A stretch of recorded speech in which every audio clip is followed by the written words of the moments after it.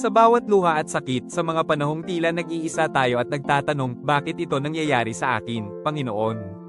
Ang bigat ng pagsubok ay tila walang katapusan, ang bawat sugat ay naghahanap ng kabuluhan, ano ang layunin sa likod ng lahat ng ito, ngunit mayroong makapangyarihang katotohanan mula sa banal na kasulatan, sabi sa Genesis Kapitulo 50:20,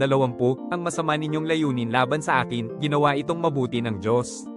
Ito ang pangako, kahit anong masamang hangarin, ang Diyos ay may mas mataas na plano upang gawing mabuti ang lahat para sa iyo, ang kanyang walang kupas na pag-ibig ang ating liwanag sa dilim, nagbibigay kapanatagan sa ating kaluluwa, kaya't sa bawat sugat at aral, tandaan, ang Diyos ay hindi nagkakamali, ang kanyang pag-ibig ay sapat upang baguhin ang kapahamakan tungo sa kaluwalhatian, ang kanyang presensya ang iyong lakas, ang kanyang plano ang iyong gabay, hayaan ang katotohanan ito na maging anchor mo, na ang bawat pagsubok ay patunay ng kanyang walang hanggang pagmamahal at kapangyarihan sa iyong buhay, manalig at magtiwala, dahil ang kanyang layunin ay laging mabuti.